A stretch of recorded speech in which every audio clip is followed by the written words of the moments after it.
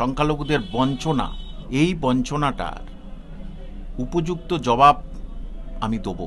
আজকের সাংবাদিক সম্মেলন করে ডিক্লেয়ার করে দিলেন।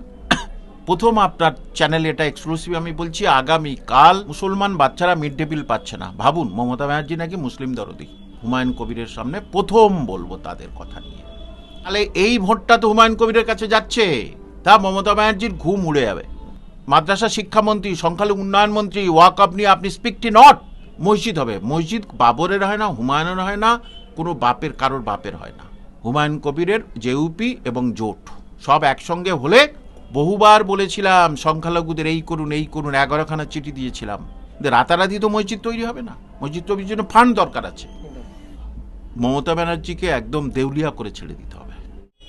স্যার, ইতিমধ্যে সমাজ মাধ্যম মারফত যে তথ্য সামনে আসছে, যে ইউপি অর্থাৎ জনতা উন্নয়ন পার্টি, সেই দলের অন্যতম সচিব তথা প্রেস সচিব এবং দলের যে মুখপাত্র, সেটি যথাক্রমে আপনি তথা কামাল হোসেন স্যার। আপনার কি প্রাথমিক প্রতিক্রিয়া? দেখুন, যে আমি প্ল্যাটফর্ম খুঁজছিলাম, যে সংখ্যালঘুদের প্রতি এই যে অন্যায় অবিচার, সংখ্যালঘুদের বঞ্চনা, মাদ্রাসা নিয়ে বঞ্চনা, সংখ্যালঘুরা ভাইয়ে ভাইয়ে খুন খারাপি, এই যে বঞ্চনার শিকার, এই বঞ্চনাটার উপযুক্ত জবাব আমি দেবো, এবং সেই প্ল্যাটফর্ম আমি খুঁজছিলাম। তো হুমায়ুন কবির ভাই হঠাৎ কাল আমাকে ফোন করলেন যে রাজনীতি তো নয়, আপনি শিক্ষক মশাই, একটা রাজনীতিতে গিয়ে আপনার তো পচিয়ে দিল, এখানে আপনি শুধু প্রেসে সংখ্যালঘুদের অন্যায় অবিচারের কথাটা বলবেন, শিক্ষার। ঠিক আছে। তো উনি আজকের সাংবাদিক সম্মেলন করে ডিক্লেয়ার করে দিলেন। তো মোদ্দা কথা, সমস্যাগুলো আমি তুলে ধরব। কারণ হুমায়ুন কবিরের দল মানেই মসজিদ নিয়ে শুরু হয়েছে, তার মানে এটা মুসলমানদের পার্টি প্রায়। একদম। যতই যা বলুক, নওশাদ সিদ্দিকীর মধ্যে অনেক হিন্দু পদে আছেন, কিন্তু নওশাদ সিদ্দিকী মানে সবাই মনে করে মুসলমানের দল, এটা খুব স্বাভাবিক। সুতরাং হুমায়ুন কবিরের দল মানে সবাই মনে করে যে মুসলমানের দল। তাহলে মুসলিম বঞ্চনা যেটা মমতা ব্যানার্জি করে এসেছে, তারই কথাগুলো আমি তুলে ধরতে পারবো হুমায়ুন কবিরের মানে প্রেস সচিবের হওয়ার পরে। এবং খুব শীঘ্রই আমাদের সাক্ষাৎ হচ্ছে আগামীকাল।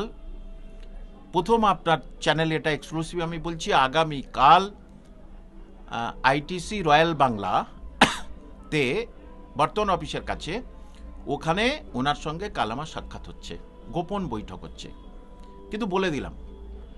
স্যার বলছি, এই যে সাক্ষাৎকার, এখানে আপনি কি দাবি দাবা রাখবেন সংখ্যালঘুদের উদ্দেশ্যে হুমায়ুন স্যারের কাছে? প্রথমে যে মাদ্রাসার যারা রাস্তায় বসে আছে, 235টে মাদ্রাসা, তাদের নামমাত্র মাইনে দিয়েছে, তাদের আন কথাটা তুলে দিচ্ছে না, তারা মিড ডে মিল পাচ্ছে না, মুসলমান বাচ্চারা মিড ডে মিল পাচ্ছে না। ভাবুন, মমতা ব্যানার্জি নাকি মুসলিম দরদি।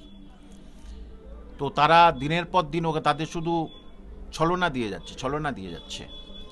তাদেরকে একজোট করেছি আমি। এবারে তাদের কথা নিয়ে আমি প্রথম হুমায়ুন কবিরের সামনে প্রথম বলবো তাদের কথা নিয়ে। এবং আগামী 30 তারিখে ওরা কালীঘাট অভিযান, সেই অভিযানে আমি থাকছি, আমাকে ওরা ইনভাইট করেছে, সেটা থাকছি। এবং হুমায়ুন কবিরকে অন্তত যে কোনো একদিন মঞ্চে আমি হাজির করাবো, কারণ এরাই সবাই হুমায়ুন কবিরকে সাপোর্ট করবে। আমাকে ওয়াদা করেছে, কথা দিয়েছে যে আমরা হুমায়ুন কবিরকে সাপোর্ট করব। তাহলে এরা সব তৃণমূলকে সাপোর্ট করতো। এখানে প্রায় 1020 আছে টিচার, নন টিচিং স্টাফ। তাহলে এই ভোটটা তো হুমায়ুন কবিরের কাছে যাচ্ছে, তা মমতা ব্যানার্জির ঘুম উড়ে যাবে। অটোমেটিক্যালি এসআইআরে সব চলে গেছে। আবার এই তিনটে দল, আসাদুদ্দিন ওয়াইসি, নওশাদ সিদ্দিকী এবং হুমায়ুন কবির এক হবেই, কত সিট পাবে আপনি শুধু বলুন। মুসলমান যে ভোট ভাগাভাগি হয়ে যাবে, তাহলে মমতা ব্যানার্জি আপনি জিতবেন কিভাবে? মুসলমানদের সঙ্গে যে করেছেন, আপনি যা করেছেন, ওবিসি নিয়ে যা করেছেন, তার জবাব মুসলমানরা আপনাকে দেবে। আপনি মাদ্রাসা নিয়ে যা করেছেন, তার জবাব মুসলমানরা দেবে।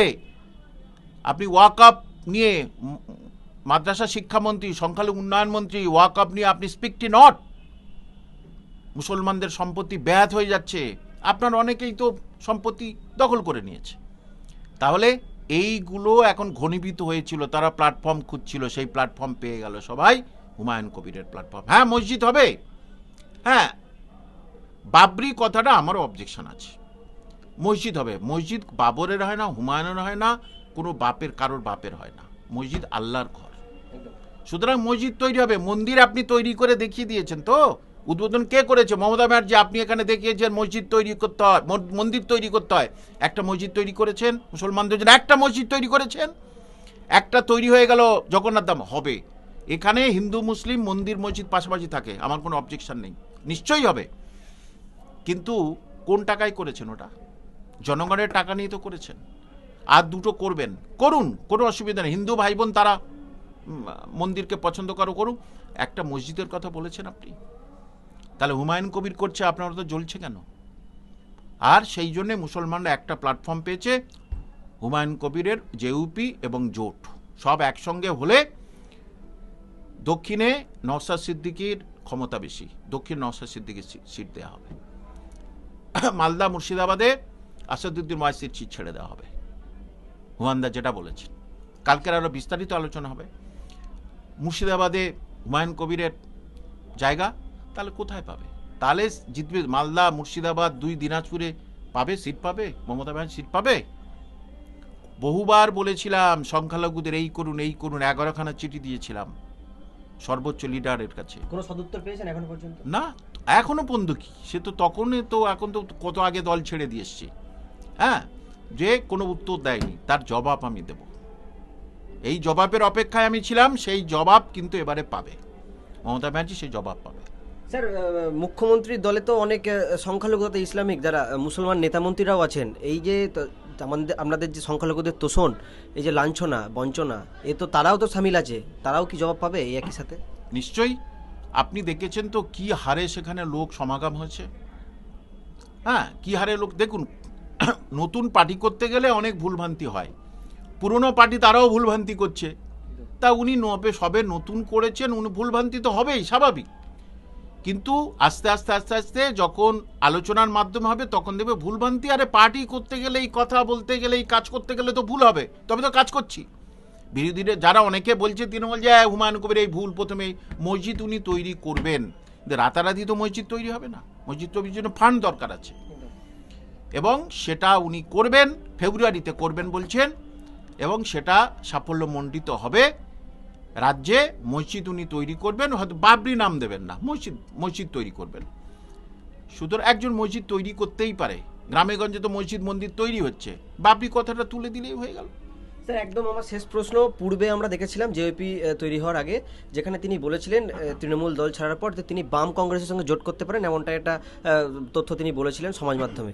বর্তমানে তিনি বলছেন মিম এবং আইএসএফ এর সঙ্গে জোট করবেন। বলছি, এই যে ভোটার যারা, তারা কোনোভাবে বিভ্রান্তির মধ্যে পড়বে না তো? এই বিষয়ে কি আলোচনা করবেন আপনি হুমায়ুন স্যারের সাথে? দেখুন, সিপিএম এবং কংগ্রেসে তাদের সম্মান রেখে বলছি, আগেরবার তারা তো সিট পায়নি, তাই বলে তাদের অসম্মান করছি না। তাহলে সিট তো জোট করলে অন্তত সিটটা তো পাবে, সিটটা তো পাবে।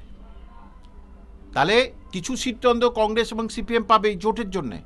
তাহলে 5টা দল যদি এক হয় ভার্সেস মমতা ব্যানার্জি, বিজেপির মুসলমানরা অনেকে চান না,